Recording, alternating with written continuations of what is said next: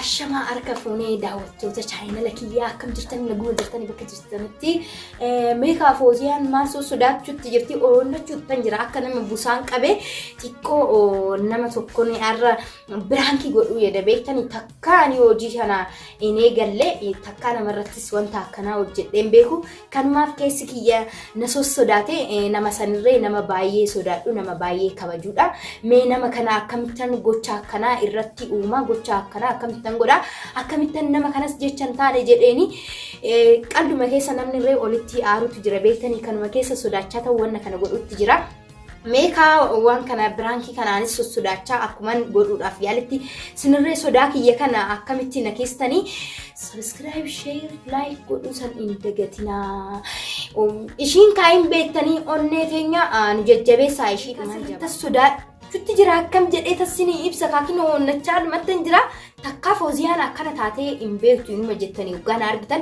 nama kana mee maqaa isaanii sini ibsu moo dhiisu siniin jechuutti jira meeqa olumaan argina inumaayyuu namni kun artistii jaalata weellisaa keenya siniin jedha anaadaa isaatiin boonu siniin jedha weellisaa keenya sinirree hedduu jaalattanii mee olumaan ilaalla siniin jedha Nufana angka dhumaatitti turaayi angka dhumaatitti daawwadhaa sin jedha gaafii hedduu gaafannarree dhuma isaatirra wanna gaafannurree waan jiruufu namatti hin tolu jettanii akkas gottanii darbina akkasiimi olii gallee bakka jirtanitti nagaa taanu daawwadhaa angka dhumaatitti yaani habiba na isatti na argite hoggan nama biraa olii maagatu amma tanoocha natti aywa nama kam maanta sibe karee sumata akkas jedhee asa namatti moo namatti asaan Intalli fooziyaan ishiin jettee dhiiraa waliin akkas taatee jettee arrattee asooftee ganda deemte. Ganda mana nama tokkootu hin dhabu. Amma dubbiin sobaa ani ganda dhaquu kan. Ani maayitan si beeka bas akkana jettee haasa'uu kee malee waan biraan beeku. Waan akka rakkoon qabu namichi masan biraa waliin nu qabu. Namtichi sun eenyu dha? Muhammadin naan jedhu Muhammadin irraa hin dhageessu kinoo isa tokkas naan jechuutti jira naan jedhu. Maamma kumoo. Isa taanaan basiidhaa miira amma walii galla kunoo. Fuullee raami atis jirta innis jira eessatti akkan jedhee immoo ragaa wajjin naafitu maaliif akkan jedhee sababni immoo isatu dhiyeessa ani immoo kana jechuun qaba daati jirullee shakkana naan jetta ayibbii bitaati ilmoo dubartii odoo qabdullee shakkana naan jetta ilmoo dubartii qofaa miti an qabaachuu biyya qofa odoon ta'in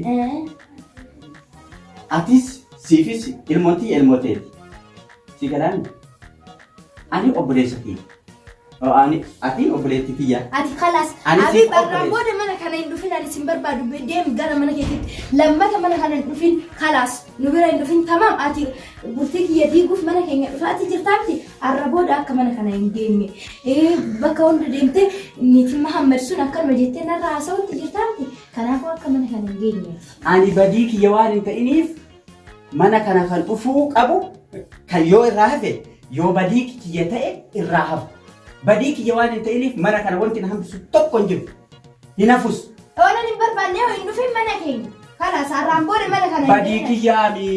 Badii keetiin ni dhufa. Leesh akkan naan jettaati. Ulees fudhattee yoo achitti uleen illee yoo kana dhooftu ta'e.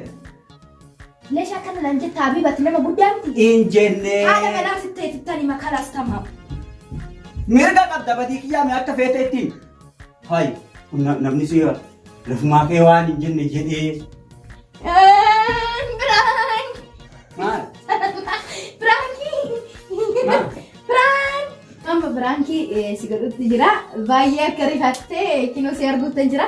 Ifoo naaf kudhimee waa hundaafuu gadi taa'ee xiqqoo. Si maal jechi geedha? Prankiin ani gochuutti jira jechuun yaabar jechi koo amma ati wanna hin jenne tokko hedduu rifattee jirtaarti. Andrei waan kana si gaafachuu. Nasoof jechuudha. Issi sobuutan jiree. Asirree kinoo mormitee jirtaa naan hin jenne jetteeto baay'ee tokko wannoo jetteerta waan ta'eef. Si maal rifachiifta rakkuma keessa taate maali? Dhiifaman si gaafadha kanaan. Ayyoo maalitti. Afoon irraa ta'e. Mee waan kanaafuu daawwattoota hedduutu ni daawwata waan ta'eef waan kana ugaas gaafadhu baay'ee rifattee jirta. Ugaan akkana siin jedhu keessatti amansiistee akkamitti odoo shakkii tokko malee akkamitti ofitti amantee haasofte kana. Ani akkamitti fakkaata uumaa kiyyatti ofitti amantummaan socho'a. Bakka socho'utti ammas yeroo haasa'u sansaka kiyya eeggadheeti kan haasa'u. Yoo haasa'us sababa malee haasa'u. namni jedhi yoo naan jedhi hin jedhuuf. Akka an jedhi inni naanaa jedhu. Ani garuu hin jedhu. Ofi amantummaa waan socho'uuf ofirra dhaabbadhee qoma dhaadheetu waa hundaa ofirraa dhoorga. Kanatti deemus. Baay'ee nama gammachiisa ofitti amantummaan kee isa qofa odoo hin ta'in hundi keenyaaf ofitti amantummaa qabaachuu qabna siniin jedha. Waan kanarratti akkuma argitanitti sirriitti daawwadhaadha.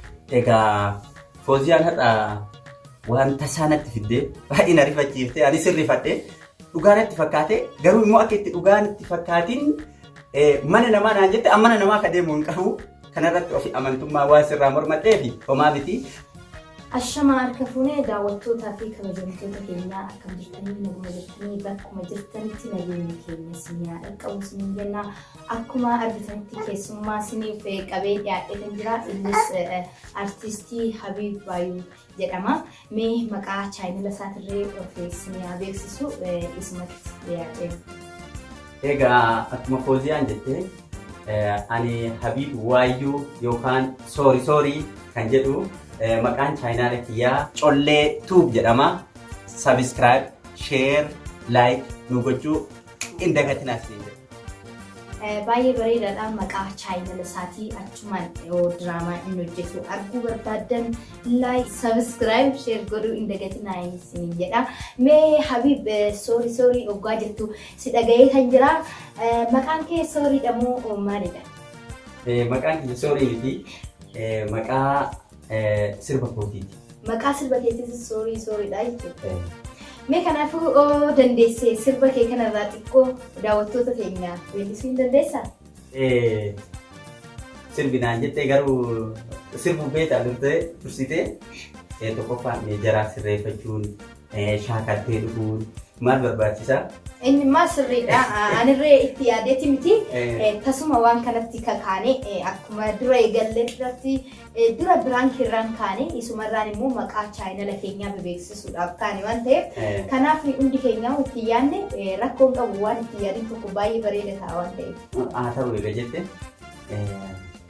Soori Oromoota dhugaa aannan loonii yaa ameessa tuntootti na buusimee aannaansa. Dukuchee godaansisa loowwayyaa dukuchee godaansisa loowwayyaa dukuchee godaansisa. Dacheen teenya baaddoodha bal'ifadhu dheedhii yasaawwaka bal'ifadhu dheedhii yasaawwaka. Dukuchee biyya margaa. Sangoonni isaa bookisee harkaa sangoo mar'atee jabbii soqa. Yaa Habiib Baayuu. Yaa obboleessa kiyya sagalee matee tanatu bari hirriba irraa utaalchise argaa gubbarraa na kaase. Baay'ee bareedaadha. Weelluun kee baay'ee hedduu tokko nama gammachiisa.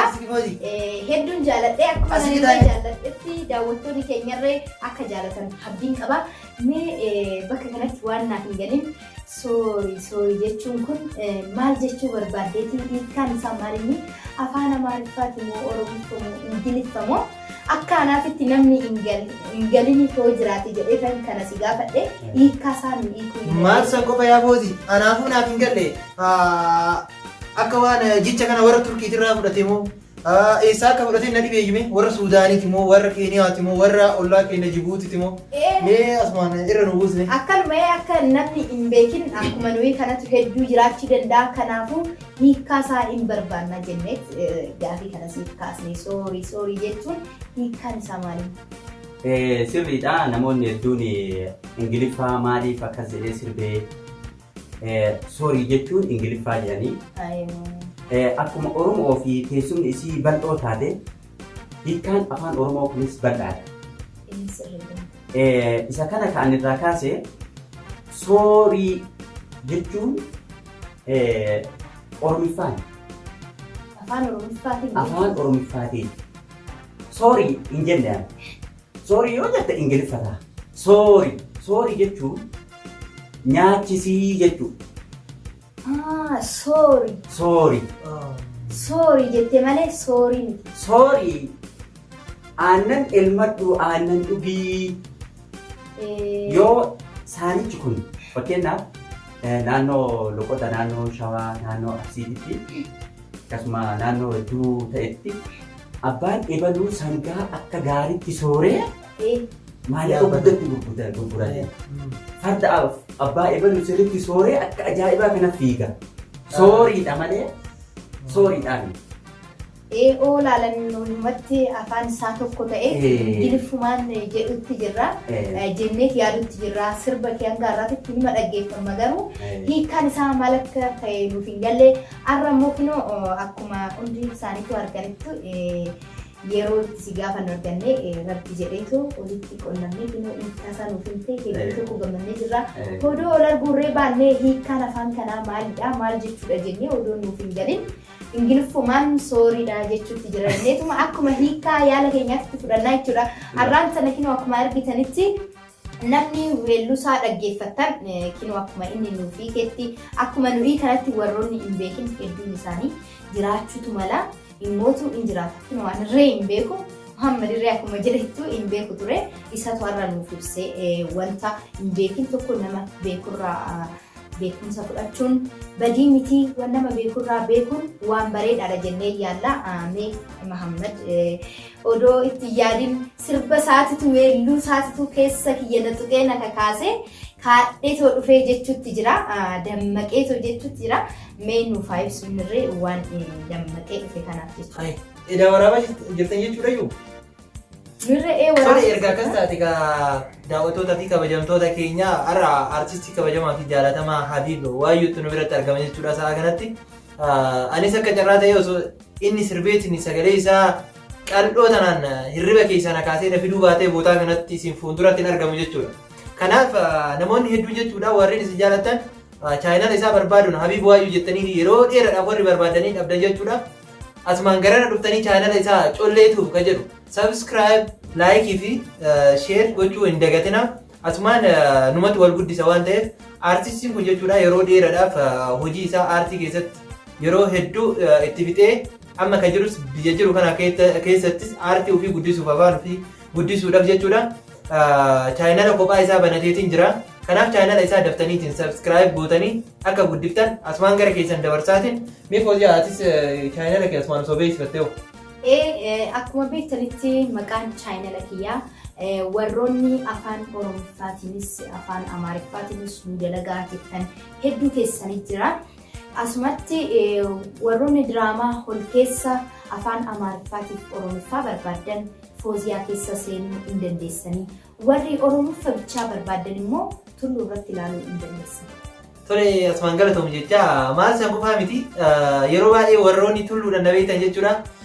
Chaayinaala kiyya yoggaa gattuu hidhan yoggama Fooziyaa tuuxaniyyuu tulluun Fooziyaa jala jira waan ta'eef achitti argachuu dandeessanii achumaan subscribe waan deemtu san tuuxaniitiin sagalee bilbilaa san immoo yoo dhooftan qajeeluma argatan jechuu karaa keessaa kuttanii maal san qofaa miti karaa Kush 5 show Kush 5 show jechuun hiikkaa isaa yeroo biraa isiniif hima garasii seentanii afaan Amaariffaatiif afaan Oromiffaa ni argattanii chaayinaalli tokkos ni jira achuma jala Kush jala yoo seentan jechuudha anaaf tuuf jedha isaafis subscribe like gochuu akka hin daganne kenna hundarraa jechuudha kan isin guddisuu qabdan like subscribe gochuu kan qabdan ka artistii kennaa kana colleetuuf yeroo makamuu akka hin daganne like gochaniitiin afaan keessan aadaa keessan hedduu waan nama gammachiisuu fi waan hedduu nama barsiisu achirratti argattan waan ta'eef kanaaf warreen hedduu isaanii koomentii jalatti lakkoofsa Habiib Waayyuu naa kenni jedhaa turtan har'a kun qaamumaanuu isaayyuu akka carraa ta'e anaas hirriba keessaa na kaasanii wal argine waan ta'eef baga wal argine jecha chaayinaala isaa colleetuuf akka hin daganne